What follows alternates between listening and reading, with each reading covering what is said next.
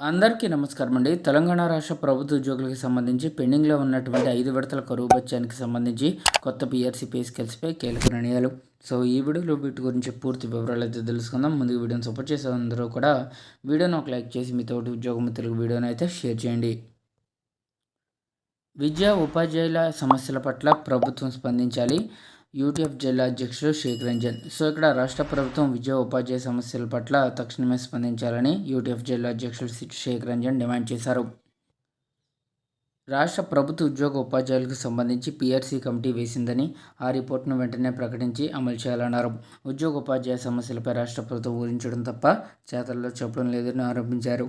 So మొత్తం మీద రాష్ట్ర ప్రభుత్వ ఉద్యోగులకు 5 విడతల కరువు బత్యాలైతే డిఏలు ఇప్పటికీ పెండింగ్లో ఉన్నాయి.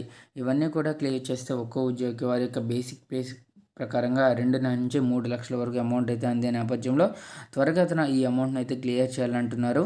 ఇక దీర్ఘకాలికంగా పెండింగ్లో ఉన్నటువంటి పదవీ విరమణ పొందిన ఉద్యోగుల పెన్షనరీ బెనిఫిట్స్ బిల్స్, ఉద్యోగ ఉపాధ్యాయులు పెండింగ్లో ఉన్నటువంటి GPF loans, part finance bills, టీఎస్జీఎల్ఐ surrender బిల్లులు, మెడికల్ బిల్లులను వెంటనే మంజూరు చేయాలని డిమాండ్లు చేయడం జరిగిందండి. ఇక ఎఫ్ఎఫ్డబ్ల్యూ ప్రధాన కార్యదర్శి జీవి నాగమల్లేశ్వరరావు మాట్లాడుతూ చనిపోయిన 48 మంది సభ్యులకు కుటుంబాలకు యూటీఎఫ్ ప్రారంభించిన కుటుంబ సంక్షేమ పథకం ద్వారా 6 లక్షల చొప్పున 3 కోట్లు ఇచ్చి సామాజిక బాధ్యతలో భాగం అయిందన్నారు. ఈ మహాసభలో సంఘం జిల్లా కార్యదర్శులు తదితరులు పాల్గొనడం కూడా జరిగింది. సో ఈ విధంగా ప్రభుత్వ ఉద్యోగులకు పెండింగ్లో ఉన్నటువంటి కరువు బత్యాలతో పాటుగా కొత్త పీఆర్సీ ప్రకారంగా పే స్కేల్స్ని అయితే ఇవ్వాలి అని చెప్పేసి ఉద్యోగులు కోరుతున్నారు. సో ఇదండి వాళ్ళ తెలంగాణ ఎంప్లాయీస్ సంబంధించి వచ్చిన తాజా updates. For more updates subscribe to our channel. Thank you.